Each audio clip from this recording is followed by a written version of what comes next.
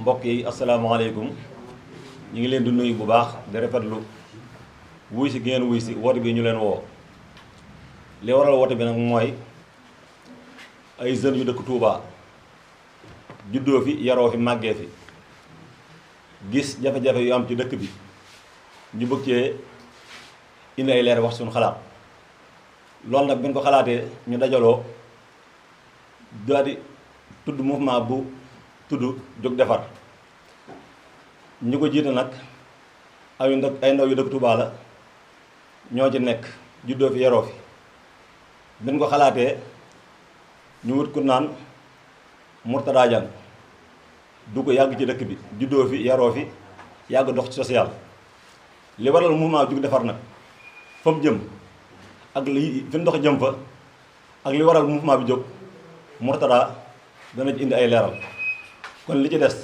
leerale fi mouvement bi jëm dana jox Mourtada mu leeral ko mbooloo bi jox kàddu gi Mourtada. Merci beaucoup monsieur Seye. Chers jeunes, population de Touba, une citoyenneté sans engagement politique est un corpus vide sans substance. De par cet adage, nous voulons rappeler aux populations de Touba, aux élus locaux et autres acteurs politiques que la gestion de la cité est inhérente à toute personne qui y réside. Le citoyen est par essence l'acteur politique le plus proche de lui-même, le plus crédible pour lui-même. Il est au début et à la fin de toute une chaîne, celle qui relie les différentes couches de sa localité. La force du citoyen, en effet, réside à ce qu'il est capable d'entreprendre pour vivre mieux et épanoui. Sa capacité à la résilience devient même multiforme si son semblable s'engage à ses côtés. C'est pourquoi le mouvement Jóg Defar de Touba appelle tous les fils de la ville à adhérer à cette cause noble. Ils appellent les uns et les autres à la mobilisation pour défendre les intérêts moraux et matériels des populations. Il ne s'agit pas de trouver des compromis, mais de trouver des solutions à l'anarchie qui règne dans la ville.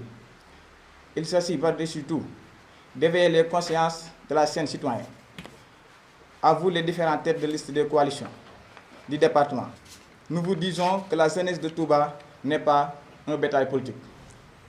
Ne croyez pas que vos cortèges tympanisant les populations et vos honorisations et vos promesses renouvelées à cette campagne électorale nous ont convaincus. L'heure du réveil a sonné. Les jeunes ont grandi en maturité. Ce combat doit non seulement transcender les rivalités, les intérêts personnels, mais également les enjeux d'un scrutin. Toute tentative de positionnement pour des intérêts personnels doit être proscrite pour ne former qu'un seul bloc face à l'insécurité. Le chômage des jeunes, les inondations, à chaque hivernage, l'éducation, la santé, la formation et le financement des jeunes et des femmes. Chers citoyens, chers concitoyens, comment Touba peut être la deuxième grande ville du Sénégal après Dakar, la capitale, et fonctionner avec 3 postes de police, une seule brigade de sapeurs-pompiers, aucune zone industrielle, 3 hôpitaux dont l'un n'est pas encore fonctionnel, un plateau médical qui laisse à désirer? Peut-on rester indifférent face à ces situations? Bien sûr que non. Ces défis ne sont pas insurmontables. Il suffit de l'imagination, de l'audace, de l'intelligence et surtout de la volonté autour d'un idéal commun pour sortir nos populations de leur morosité ambiante. Car Touba est riche d'une population digne, fière, laborieuse et courageuse. Qu'il s'agisse des jeunes, des femmes ou des anciens. Ensemble, nous pouvons relever ces défis. Ainsi donc, la présente lutte passant par une mobilisation exceptionnelle, je veux déformiste, constante et impartiale. Elle dépasse les querelles partisanes et politiciennes. Elle ne vise pas une administration locale, encore moins les différents députés de la ville, qui à travers leurs démarches se sont rendus impopulaires et insoucieux des préoccupations des politiciens, des populations. Bien au contraire, notre combat rejoint les principes de bonne gouvernance territoriale. Nous voulons appeler à l'unité et au changement de paradigme. Il n'a pas de plus beau cadeau de la part d'une administration locale que d'offrir à ses populations toute la quiétude qu'elles méritent. Sécurité, bien-être, éducation, santé, travail, entre autres.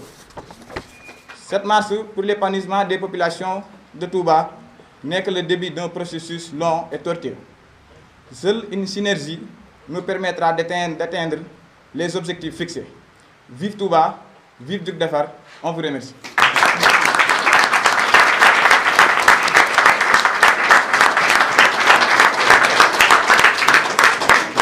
asalaamaaleykum mbooloo mi ñu ngi leen nuyu di leen gërëm ci seen teewaay di nuyu suñu Muntaxa xalif général des mourides jotaay bi nag li ko waraloon mu di ay jeunes yu dëkk bi rek ñor gis na tamit dëkk bi ni muy doxee am na ay rëq-rëq yaakaar ne war nañ see mën wax seen kàddu te wax sa kàddu yaakaar nañ ne ayut mbooloo mi nan nga mën a comprendre dëkk bu mel ne Touba amul ci côté sécurité mu am ñetti poste de police rek ak Touba ni mu toll di deuxième grande ville du Sénégal après Dakar dëkk bu toll ne Touba am benn caserne sapeur pompier dëkk bu toll ne Touba ak ni mu toll ak yaatuwaay ak dëkk bi ni muy màggee benn sapeur pompier rek nekk si dëkk bu toll ne Touba amul lenn lu dul ñetti hôpital yoo xam ne benn bi sax aw tur la rek waaye doxagul commencé gul dox ni mu waree plateau médical bi nag mënoo sax expliquer ndax doy waar bi dëkk bu mel ne Touba jeunes yi fi nekk di jeunes yu jàmbaare yoo xam ne même fa wàllum côté financement dañu leen cee seetaan teewul ñu ngi góorgóorlu kenn ku ne boo xëyee yaa ngi wut loo def sa poos ak loo faje sa soxla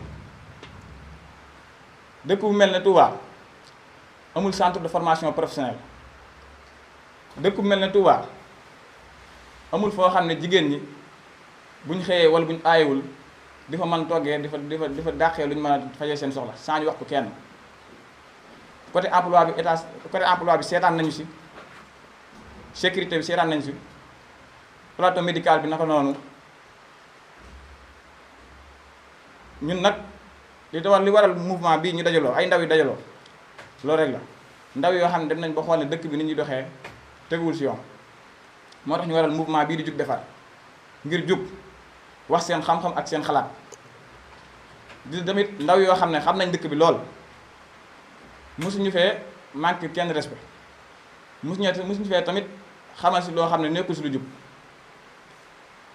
dëkk bii di Touba nag politiciens yi chaque campagne bu amee ñi fi investir ñu tête de liste ñu ñëw fi ak seen cortège yu gudd ak seeni promesses yoo xam ne chaque année moom la ñuy wax moom la ñuy répété sonal nit ñi ci ay sonneries sonal nit ñi ci ay son fu nañu fëgg fa dajale mbooloo mi yàq dëkk bi bu élection yi jeexee kenn dootu leen gisati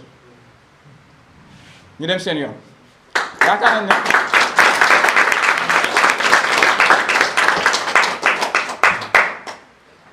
yaakaar nañ ne bu campagne bi jeexee pare nañ ci nit ñi bu campagne commencé waate ñu ñëw commencé naan dañuy def social dañuy def fii dañuy dugg lii te li ñuy def gëmuñ ci dara politiciens yooyu nag nañ xam ne ndaw ñi màgg nañ ndaw ñi yeewu nañ léegi kenn dootu leen nax jërëjëf journalistes yi ñu ngi leen gërëm ci seen teewaay ak seen disponibilité.